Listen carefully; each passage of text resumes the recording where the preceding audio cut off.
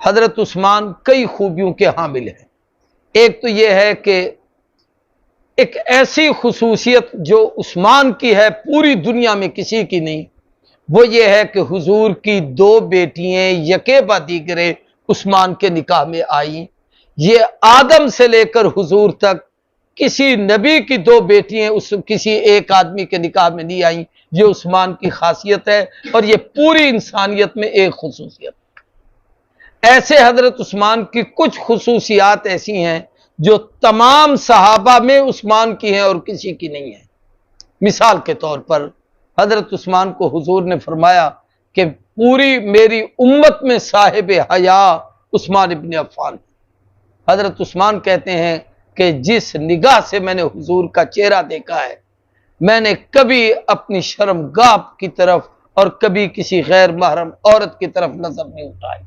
جو ہاتھ حضور کے ہاتھ پہ دے کے میں نے بیعت کی، وہ ہاتھ میں نے کبھی اپنے جسم پہ ناف سے لے کر گھٹنے تک نیچے اس وجود کے حصے پر بغیر کپڑے کے میں نے وہ نہیں لگایا۔ اب یہ پوری حضور کی امت اور جماعت میں یہ ان کی خصوصیت ہے۔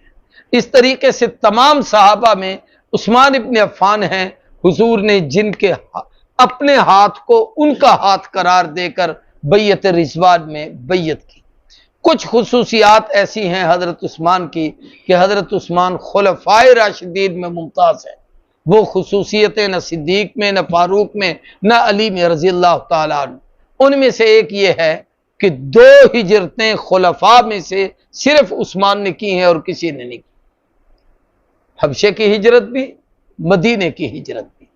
پھر اس طریقے سے سب سے بڑا فتوحات کا رقبہ حضرت عثمان کا ہے۔ 44 لاکھ مربع میل تک ان کی حکومت تھی۔ تیسرا یہ کہ سب سے بڑا زمانہ خلافت بھی ان کا ہے۔ حضرت ابو بکر 2 سال حکمران تھے، حضرت عمر 10 سال حکمران تھے، حضرت علی 5.5 سال حکمران تھے یا 5 سال، اور جناب سیدنا عثمان 11 سال 11 ماہ 18 دن یعنی 12 دن کم 12 سال انہوں نے حکومت کی۔ آخر دور میں کئی فتنے رونما ہوئے، ان میں حضرت عثمان ابن عفان پر منافقوں نے گھیرا ڈالا اور وہ چاہتے تھے کہ حضرت عثمان خلافت چھوڑ دیں۔ نبی کریم صلی اللہ علیہ وسلم نے ایک حدیث میں فرمایا تھا، عثمان اللہ تمہیں خلافت کا کرتا پہنائیں گے، منافق اس کرتے کو اتارنے کی کوشش کریں گے، تو عثمان اس کا خیال کرنا، اپنی جان تو دے دینا لیکن وہ خلافت کا کرتا نہ اتارنا۔ اب یہ پیغمبر کی وصیت ہے، اس لیے کئی جاہل لوگ اعتراض کرتے ہیں جی حضرت عثمان مدینے میں تھے، مدینہ دارالحکومت تھا، بااختیار تھے، چاہتے تو ان سب کو قتل کر دیتے، مار دیتے۔ حضرت عثمان نے خود فرمایا میں اپنی جان کے تحفظ کے لیے نبی کے شہر کو خون سے رنگین نہیں کرنا چاہتا۔ تو یہ حضور کی وصیت تھی کہ صبر کرنا، اور منافق تمہارے اس خلافت کے کرتے کو اتاریں گے، تم اسے نہ اتارنا، اللہ کی رضا پر راضی رہنا، میں محمد تمہیں اس کے بدلے میں جنت کا وعدہ کرتا ہوں۔ تو سیدنا عثمان، ایک حدیث میں حضور نے حضرت عثمان کی ایک اور خصوصیت بھی فرمائی، لکل نبی رفیق، ہر نبی کے ساتھ جنت میں اس کی امت کا ایک آدمی اس کے ساتھی بن کر جائے گا۔ وَنَبِيِّ وَرَفِيقِي اے فِی الجنت عثمان، اور میرا ساتھی جو جنت میں میرے ساتھ جائے گا وہ عثمان ابن عفان ہوں گے۔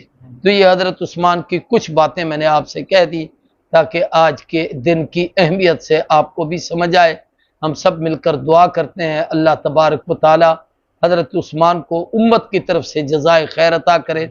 اس وقت بھی مدینہ طیبہ میں وہ کنواں اور باغ موجود ہے جس کی کھجوریں اور جس کا پانی امت کی ضرورت میں استعمال ہوتا ہے، اور اس کی ساری آمدنی مدینہ طیبہ میں عثمان ابن عفان کے نام پر ایک اکاؤنٹ بنا ہوا ہے، اس میں وہ پیسے جمع ہوتے ہیں اور وہ فقراء مساکین پر تقسیم ہوتے ہیں۔